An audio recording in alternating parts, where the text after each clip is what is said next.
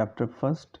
अपन जो फूड खाते हैं वो किसी न किसी कंपोनेंट से बनते हैं, उसी कंपोनेंट को अपन इंग्रेडिएंट बोलते हैं, है ना। सो फॉर एग्जांपल रोटी होती है, चपाती होती है, जिसमें इंग्रेडिएंट कौन कौन से होते हैं? आटा होता है, वाटर होता है।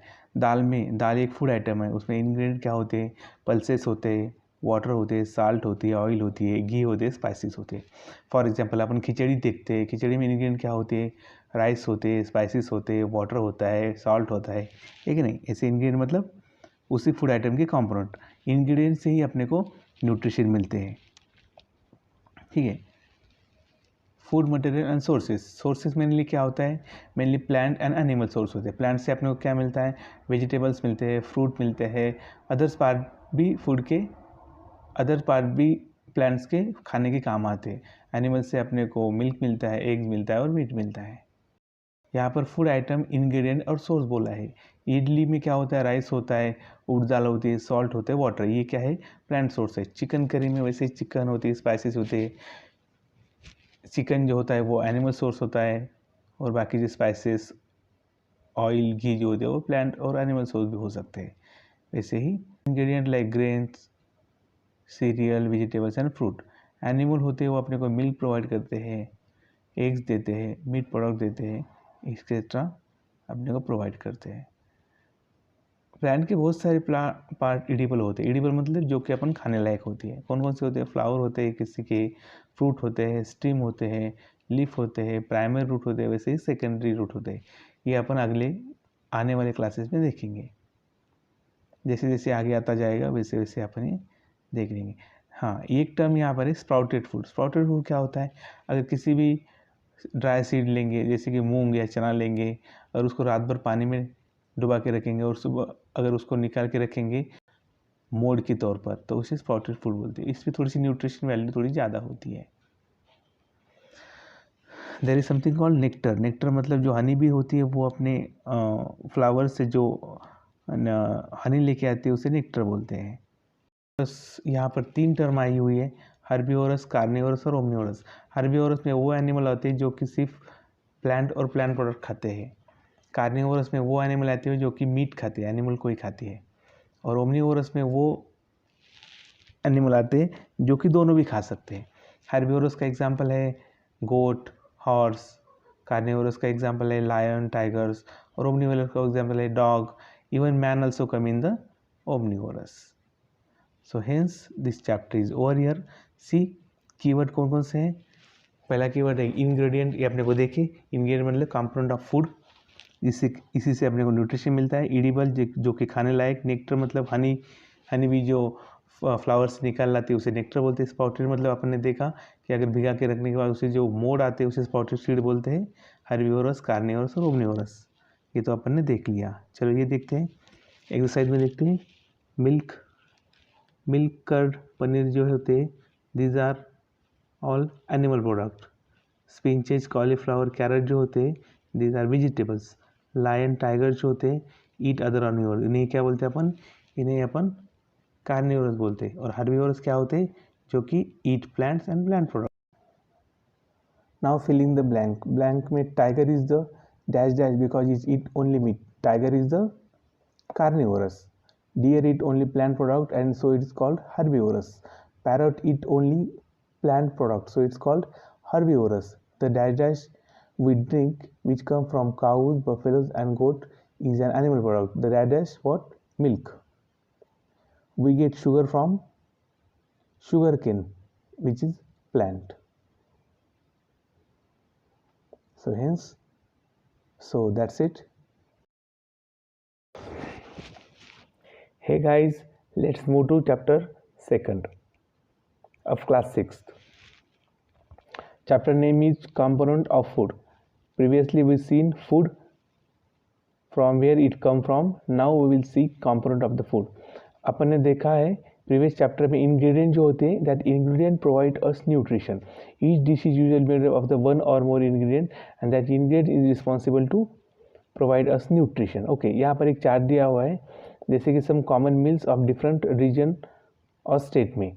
जैसे कि पंजाब में मक्की दी रोटी होती है, राजमा होता है, सरसों का साग होता है, कर्ड घी होता है. वैसे आंध्र प्रदेश में राइस बहुत ज़्यादा मात्रा में कंज्यूम किया जाता है, तूर दाल होती है, कुंदुरा के वेजिटेबल्स मिलते हैं, बटर मिल्क होता है, घी होता है और पिकल्स होता है। ऐसे अलग अलग रीजन के अलग अलग फूड होते हैं। इन फूड के जो इंग्रेडिएंट होते हैं उन इंग्रेडिएंट्स से अपने को न्यूट्रिशन मिलता है। तो कार्बोहाइड्रेट होता है, प्रोटीन होता है, फैट्स, विटामिन, मिनरल्स, इसके अलावा डाइटरी फाइबर भी होते हैं और वाटर भी होते हैं। This make our food component.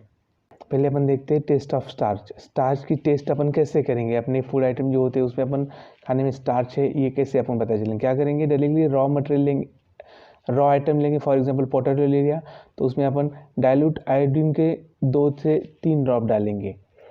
उसका ब्लू ब्लैक इंडिकेशन, ब्लू या ब्लैक कलर अगर हो गया उसको तो it is a indicator of presence of starch. Second, test for protein. Protein के लिए क्या करते हैं अपन? कोई भी जो अपने को जिसमें प्रोटीन देखते हैं फूड स्टफ लेते हैं, उसे क्रश करके टेस्ट ट्यूब में डाल देते हैं और उसके ऊपर 2 से 3 ड्रॉप कॉपर सल्फेट के डालते हैं और 10 ड्रॉप कॉस्टिक सोडा के डालते हैं। उसे अच्छी तरह से सेक करते हैं तो उसका वायलेट कलर इंडिकेशन जो होता है वो प्रोटीन का प्रेजेंस दिखाता है। अब फैट की टेस्ट। फैट की टेस्ट क्या है? अपने को जिसमें फैट टेस्ट करना है उस फूड स्टफ को पेपर में ले जाता है और ऐसा रब किया जाता है। रब करने के बाद अगर ऑयली पैचेस आ जाते हैं that is the indication of fat present. देखिए यहाँ पर इसके अलावा अपने डाइट में विटामिन और मिनरल्स का होना भी ज़रूरी होता है। ये भी अपना डाइट का इम्पोर्टेंट पार्ट कंटेन करते हैं। अब ये देखेंगे कार्बोहाइड्रेट जो होता है वो मेनली अपने को एनर्जी प्रोवाइड करता है। It is the main energy source of our body. Fat भी अपने को एनर्जी प्रोवाइड करता है। इवन फैट अपने को कार्बोहाइड्रेट से ज़्यादा एनर्जी प्रोवाइड करता है। सो कार्बोहाइड्रेट और फैट इन दोनों को एनर्जी गिविंग फूड बोलते हैं। वैसे जो प्रोटीन होते हैं वो अपने बॉडी के ग्रोथ के लिए इम्पोर्टेंट होते हैं, अपने रिपेयर ऑफ बॉडी पार्ट के लिए इम्पोर्टेंट होते हैं और ये अपने call the body building food. मतलब प्रोटीन की वजह से ही आपने देखा होगा कि जो बॉडी बिल्डर होते हैं वो प्रोटीन लेते हैं तभी उनकी बॉडी अच्छी तरह से बन जाती है ना। So vitamin help in protecting our body. Vitamin जो होते हैं अपनी बॉडी को प्रोटेक्ट करते हैं वेरियस डिसीजेस से। विटामिन अपने आईज, बोन्स, टीथ, गम ये हेल्दी रखने के लिए भी इम्पोर्टेंट होती है। अब विटामिन के टाइप दिए यहाँ पर, vitamin A, vitamin C, D, E, K और विटामिन का बी कॉम्प्लेक्स। यहाँ पर देखिए इस चार्ट में विटामिन अलग अलग सोर्सेज दिए हैं।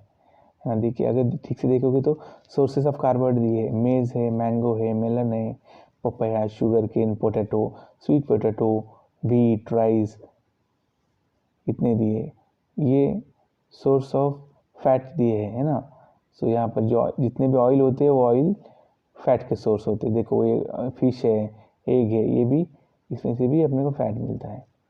प्रोटीन के जितने भी पल्सेस होते हैं, बीन्स होते हैं, पल्सेस होते हैं, जो वो विटामिन के सोर्स होते हैं। देखो सोयाबीन है, बीन्स है, तूर दाल है, मूंग दाल है, ग्राम है, पीस है। इसके अलावा मीट में भी प्रोटीन होता है, मिल्क में भी होता है, फिश में भी होता है, एग्स में भी होता है। ठीक है ना। सो विटामिन डी के सोर्स यहाँ पर दिए हैं। क्या है? लीवर है, एग्स है, फिश है, मिल्क है। विटामिन सी के जनरली सिट्रस फ्रूट बोलते हैं इनको, गुआवा है, ग्रीन चिली है, लेमन है, आंवला है, टोमेटो, ऑरेंज है। तो विटामिन बी के सोर्स राइस है, व्हीट है और लीवर है। विटामिन ए जिसे कि रेटिनॉल बोलते हैं, इसे इसका सोर्स है पपाया, कैरोट, मैंगो। इसमें से कैरोट बहुत इंपॉर्टेंट सोर्स है। तो ये सोर्स अपने को पता होनी चाहिए। ठीक है ना। विटामिन डी का सोर्स जो होता है वो अपने को सनलाइट से भी मिलता है। Our body also prepare vitamin D in the presence of sunlight. Nowadays insufficient exposure to sunlight is causing vitamin D deficiency in many people, है ना। विटामिन डी का सोर्स सनलाइट बोलते इसलिए बोलते हैं कि सुबह के सनलाइट में अच्छी तरह से बैठना चाहिए ताकि बॉडी के बोन स्ट्रांग हो जाए। सो इसका रीज़न यही होता है कि सनलाइट से अपने को विटामिन डी मिलता है और विटामिन डी से अपने बॉडी की जो बोन होते हैं वो उसमें स्ट्रेंथ आ जाती है। देखिए beside the nutrition our body also need dietary fibres. ये डाइटरी फाइबर जो बोलते हैं उनके रोग भी बोलते हैं। ये जो डाइटरी फाइबर्स होते हैं उनसे अपने बॉडी को कुछ भी न्यूट्रिशन नहीं मिलता, लेकिन ये इम्पोर्टेंट होते हैं क्योंकि ये अपने बॉडी में बल्क ऐड करते हैं, help our body to get rid of और अनडाइजेस्टेड फूड को रीड करने के लिए हेल्पफुल रहते हैं डाइटरी फाइबर्स। इसके अलावा देखिए मिनरल्स के सोर्स दिए हैं, सोर्स ऑफ आयोडीन का बोला है यहाँ पर। जिंगर जो होता है वो आयोडीन का सोर्स होता है। फॉस्फोरस का सोर्स कौन सा है? मिल्क है, बनाना है, व्हीट है, ये फॉस्फोरस के सोर्स है। ये एक बार देख लेना। सोर्स ऑफ आयरन क्या है? लीवर है, एप्पल है, स्पिनच है। सोर्स ऑफ कैल्शियम के सोर्स तो अंडा है, मिल्क है ना। ये सोर्स अपने को पता होने चाहिए। देखिए water is also helpful. Water help our body to get absorb the important nutrition to our body from food, some waste from, और जो वेस्ट होते हैं उसको एलिमिनेट करने के लिए भी अपने को वाटर की ज़रूरत होती है। वाटर उन वेस्ट को लेकर यूरिन प्रोडक्शन करता है, यूरिन बनाता है और उसमें से किडनी के थ्रू वो निकल जाता है। So water is very important for digestion and absorptions. There is something called balance diet. Balance diet मतलब अपने बॉडी के ग्रोथ और मेंटेनेंस के लिए जो कंपोनेंट लगते हैं वो कंपोनेंट अवेलेबल जब अपने डाइट में होते हैं तो उस डाइट को अपन बैलेंस डाइट बोलते हैं। ठीक है ना। ये बैलेंस डाइट वेरीज करता है depend upon age and depend upon kind of work the person do. Age के हिसाब से और पर्सन के फिजिकल एक्सरसाइज के हिसाब से डाइट चेंज होते जाता है। फॉर एग्जांपल बच्चा हो, एडोलेसेंस हो, यंग हो, ओल्डर हो तो उनका न्यूट्रिशन अलग लेवल अलग होता है। और जो बहुत रिगरस काम करता है उसका और जो नहीं करता उसका भी डाइट लेवल अलग होता है। तो यहाँ पर इम्पोर्टेंट बात बताइए कि जो ज़्यादा कुकिंग करने से अपने विटामिन और मिनरल्स वॉश आउट हो जाते हैं, तो अपने को ज़्यादा कुकिंग नहीं करनी चाहिए। वैसे ही कुछ जो रॉ मटेरियल होते हैं, जो रॉ फूड होते हैं, वो बहुत धोने से क्या होता है उसमें से इम्पोर्टेंट मिनरल्स निकल जाते हैं और अपने को डिफिशिएंसी, मिनरल डिफिशिएंसी हो सकती है। देखिए यहाँ पर दिया है vegetables and fruits are washed after cutting और पीलिंग देम, इट में result in the loss of some vitamins. Vitamins के लॉस होते, तो अपने को ऐसा नहीं करना चाहिए। Repeated washing of rice and pulses में remove the some vitamins and minerals present in them. और अगर बहुत ज़्यादा कुकिंग किया तो जो कुछ विटामिन्स होते हैं वो हीट लायबल जो होते हैं वो डिस्ट्रॉयड हो जाता है। फॉर एग्जांपल विटामिन सी जो होता है वो इजीली डिस्ट्रॉयड होता है कुकिंग से, इसलिए अपने को विटामिन सी हमेशा रॉ फॉर्म में लेना होता है, लेमन के फॉर्म में या आंवला के फॉर्म में, है ना। सो भुजो को एक क्वेश्चन पड़ा है कि अगर फैट ये बेस्ट फूड है, बहुत ज़्यादा उससे एनर्जी मिलती है, तो अगर मैं बहुत सारे फैट खाऊंगा तो अच्छा रहेगा क्या, मुझे बहुत सारी एनर्जी मिलेगी क्या? लेकिन ऐसा नहीं होता। भले ही फैट एनर्जी रिच होता है लेकिन ज़्यादा फैट खाने से कोलेस्ट्रॉल बढ़ जाता है, उससे ओबेसिटी बढ़ जाती है और इवन हार्ट के प्रॉब्लम भी क्रिएट हो सकते हैं। चलिए बहुत इंपॉर्टेंट टॉपिक है कॉम्पिटिटिव एग्जाम के पॉइंट ऑफ व्यू से डिफिशिएंसी, इसमें से हमेशा क्वेश्चन पूछे ही जाते हैं। चलिए डिफिशिएंसी डिसीज क्या होती है? अगर पर्टिकुलर न्यूट्रिशन बहुत टाइम तक अपने बॉडी को नहीं मिला तो उससे डिफिशिएंसी क्रिएट होती है और ये डिफिशिएंसी ही आगे चलकर डिफिशिएंसी डिसीज में मैनिफेस्टेशन हो जाता है।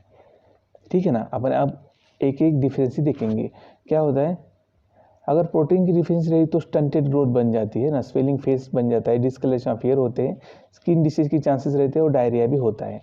अगर बोथ प्रोटीन और कार्बोहाइड्रेट दोनों का भी डिफिशिएंसी रही है तो एकदम जो फ्रंट पर्सन होता है एकदम लीन और थीन बन जाता है, उसके बॉडी में कुछ एनर्जी बचती नहीं काम करने के लिए, वो पूरा लीन और थीन हो जाता है।